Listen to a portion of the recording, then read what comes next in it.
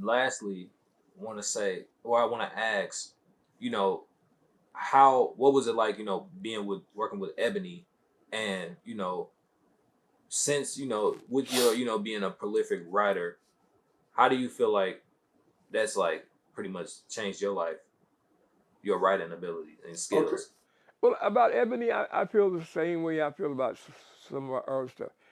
One thing I learned from Brother Malcolm, but I also learned from Harold Cruz and Lerone Bennett and Mahmoud Butiba and C. Dolores Tucker and people like that.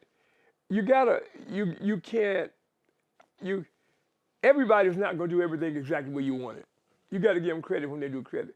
And to me, Ebony Magazine, by doing what the things they did, one thing about Mr. Johnson that when people attack him, I say, okay, so he ran all that stuff that he did.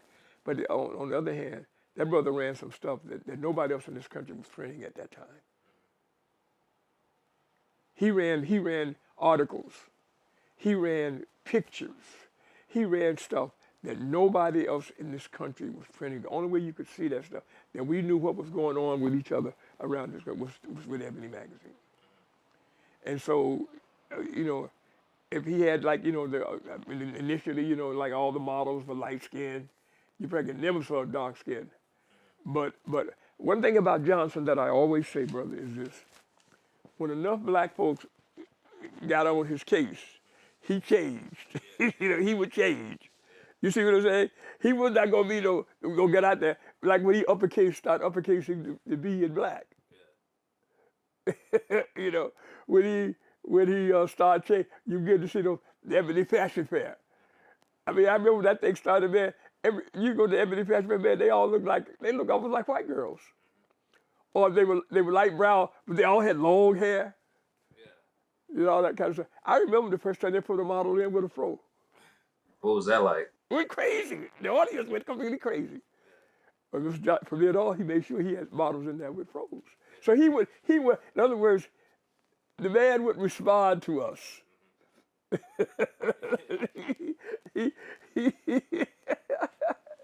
if enough black folks got on his case about something, he would respond to it. He would print the Lerone Bennett. He would print Harold Cruz, and those folks. And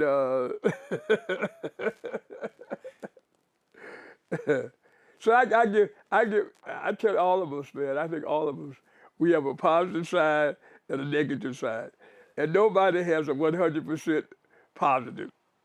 We all have some negatives, and it's whether the positives outweigh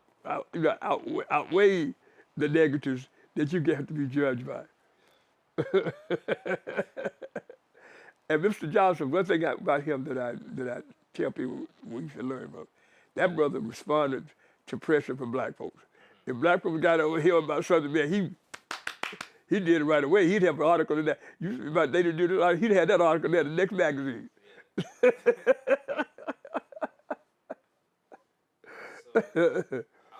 I would say my final question would be to you. You talked about the importance of black people knowing about their history and being taught their history. Mhm.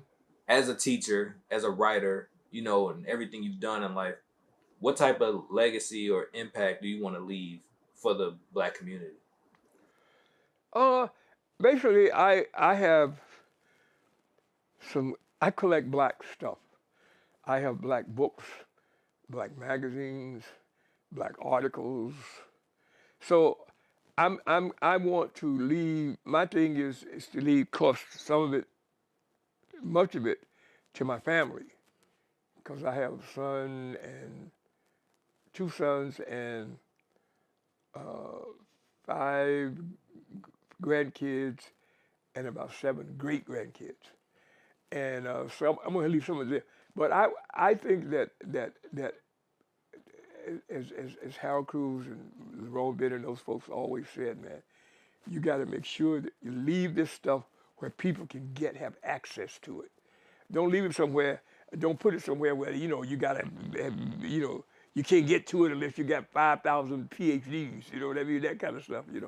Try to leave it in such a place. I try to put it in such a place. I try to put it in that folks can have access to it.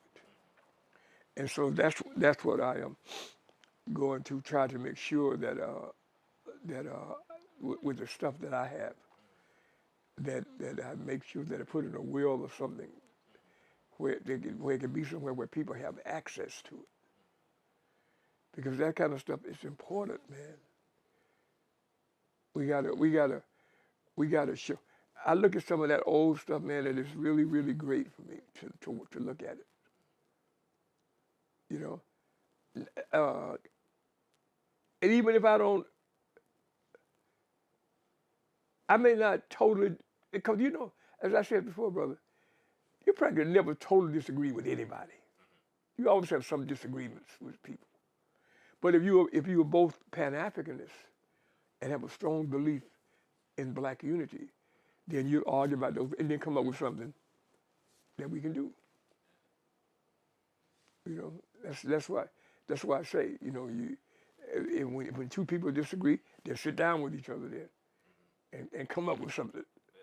That something that feels with you, something that feels with, and come up with something that benefits us as people. I think we absolutely must do that. Stop pulling. If so and so do this, I don't like him because he don't do it, and then you ain't gonna talk to him no more.